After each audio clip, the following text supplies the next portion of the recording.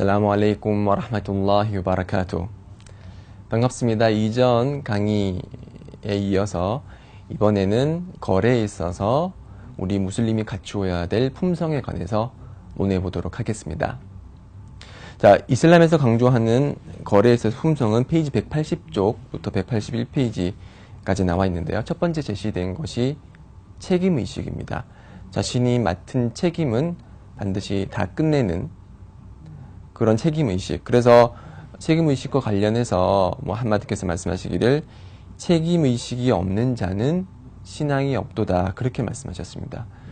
즉 책임의식이 있고 없고가 신앙에 커다란 영향을 미친다는 뜻이기 때문에 우리 무슬림은 책임의식을 가지고 거래를 해야 될 것입니다. 마찬가지로 181페이지에 정직성에 관해서 말씀하신 한마디의 말씀이 있는데, 여러분들은 정직을 통해서 신앙으로 인도되고 신앙을 통해서 천국으로 인도된다고 했습니다. 즉 저희들은 이런 정직함으로써 천국에 들어갈 수 있는 것입니다. 그래서 이런 정직성과 책임의식을 이제 거래에 적용을 해보면은, 예를 들어서 직장 생활을 하게 됐다고 그렇게 가정을 해봅시다. 직장 생활이라는 것은 나와 회사 간의 계약입니다. 그 계약에 명시된 그대로를 다 지키는 것이 저희의 책임의식 그리고 정직성에 부합하는 그런 행위라고 할 수 있겠죠. 그래서 예를 들어서 계약을 할 때 아침 9시에 출근해서 오후 6시에 퇴근하는 그런 시간을 정했다고 했을 때, 저희 무슬림은 이 시간을 반드시 지켜야 됩니다. 9시에 출근해서 6시에 퇴근. 일이 빨리 끝났다고 해서 5시에 조기 퇴근을 하거나 아니면은 좀 어저께 늦게 잤으니까 10시에 출근한다. 이러한 행위는 상사의 그런 허락이 없는 경우 허락되지 않는 행위입니다. 왜냐하면 이런 것은 저희의 책임의식과 정직성에 반하는 행위이기 때문입니다. 그리고 이 정직성과 책임의식이 있기 때문에 무슬림은 시간 약속을 잘 지켜야 합니다. 물론 비한국 무슬림들 있죠. 한국 이외의 무슬림들이나 아니면은 중동 쪽의 무슬림들은 이런 시간의식에 관해서 상당히 약한 모습을 보이고 있는데, 하나님께서 꾸란을 통해서 말씀하시기를 야 아이유할라디나 아마누 리마 타꿀루나 마 라 타프알룬. 오 믿는 자들이여, 왜 그대들이 하지 않을 것을 말하느냐. 카부라 마qqatan 인달라히 안 타꿀루 마 라 타프알룬.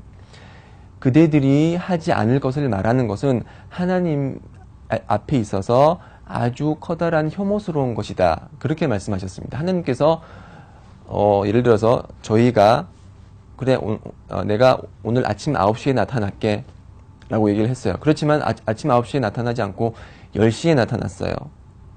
그렇게 하면은 저희가 하지 않을 9시에 나타날 것처럼 얘기를 해놓고 결국엔 10시에 나타나는 것은 이렇게 하나님께서 꾸란을 통해서 비난하신 이런 행위를 한 것과 동일하기 때문에 저희들은 한 말은 반드시 준수를 해야 됩니다. 그것이 이슬람의 정신과 부합하는 것이고요. 동일한 선상에서 저희들이 계약을 할 때, 경제 행위를 할 때 어떤 조건을 내걸었잖아요. 그런 조건은 반드시 지켜야 됩니다. 무함마드 살랄라후 알레이히 와살람께서 말씀하시기를 알무슬리무나 알라 슈루티힘, 이렇게 말씀하셨습니다. 즉 무슬림들은 그들이 내건 조건을 지켜야 한다, 이렇게 말씀하셨습니다. 그래서 예를 들어서 제가 그 소파를 파는 가구상이라고 해봐요. 그래서 손님이 와서 흥정을 해서 이 소파를 30만 원에 팔기로 했어요. 단 그쪽 고객에서 조건을 걸었어요. 이 소파를 운반해주는 조건으로 30만 원이다. 이 집까지 이 소파를 운반해주지 않으면은 내가 원래는 25만 원에 살려고 그랬다. 그렇지만 소파를 운반해주는 조건으로 30만 원을 지불할 테니 나한테 팔아라 해서 동의를 했어요. 그렇지만 이제 그 다음날 와가지고, 고객이 소파를 달라고 했을 때 소파만 주면서, 나는 소파만 팔기로 했으니까 운반은 당신이 하셔야죠. 이렇게 하면서 우리가 내건 조건에 대해서 모르는 척 혹은 기만하는 그런 행위는 이슬람에서 허락되지 않는 행위입니다. 책임성과 정직성에 반대되는 그런 행위는 이슬람에서 허락되지 않습니다. 일부 외국 무슬림들이 한국에 거주하면서 한국인들을 속이는 경우를 가끔씩 보게 됩니다. 그러면서 외국 무슬림들은 얘기를 하기를 한국 사람들은 불신자고 불신자 국가이기 때문에 우리는 그들에게 있어서 책임이 없다라고 하지만 절대 그렇지 않습니다. 왜 그렇지 않냐? 우리의 모범이신 무함마드의 전기를 한번 살펴봅시다. 자, 무함마드께서 메카에서 메디나로 이주를 하시고 메디나에서 이제 같이 믿는 사람들과 함께 공동체를 형성했고 다시 메카로 돌아가려고 이제 사람들과 같이 메카로 갔을 때 메카 사람들은 무함마드와 믿는 사람들의 메카 입성을 거부를 했습니다. 그래서 그때 맺은 그 메카 불신자들과 그리고 무함마드와 신앙인들 간의 그 조약 이름이 호데이비야 조약이었습니다. 그 호데이비야 조약을 하면서 무함마드께서 메카 불신자와 합의를 한 사항은 메카에서 만약에 어떤 누군가가 믿는 사람이 돼서 메디나로 도망을 치게 될 경우 무함마드 쪽은 반드시 그 사람을 메카로 되돌려보내야 된다라는 그런 조약이었습니다. 어찌 보면은 무슬림에게 불리한 조약이었지만 여러 가지 상황을 고려를 해서 무함마드께서는 그 조약에 동의를 하셨고 그 조약이 성립이 됐습니다. 그리고 나서 얼마 되지 않아서 실제로 메카에서 박해를 피해 메디나로 어떤 한 무슬림이 도망을 왔습니다. 그때 무함마드께서 어떻게 하셨습니까? 내가 맺은 계약은 불신자와의 계약이기 때문에 파기해도 좋다 이렇게 말씀하셨나요? 그렇지 않습니다.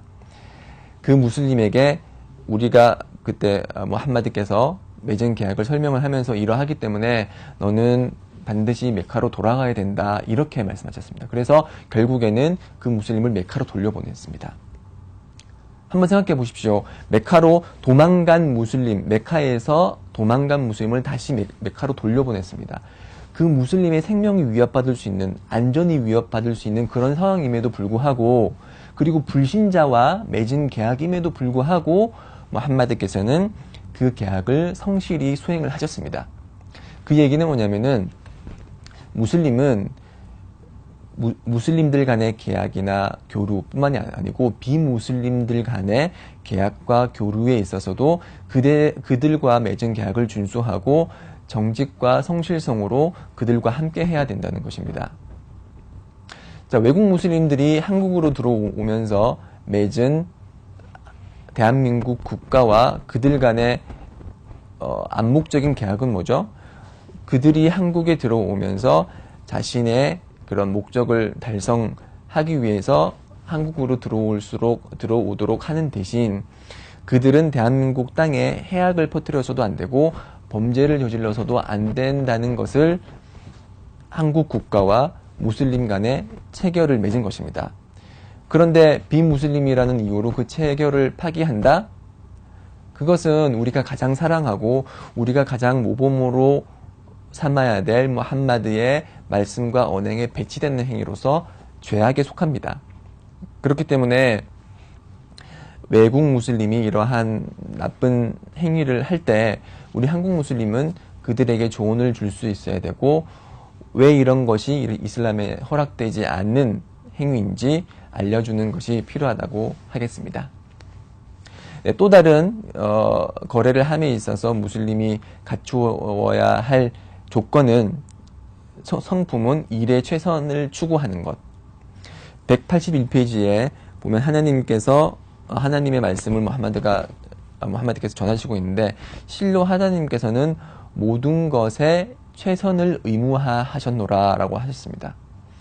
그래서 동물을 이제 도살을 할 때도 동물을 이제 식용을 목적으로 도살을 할 때도 그 동물이 고통을 최소화해서 느낄 수 있도록 칼을 잘 갈라고 했거든요.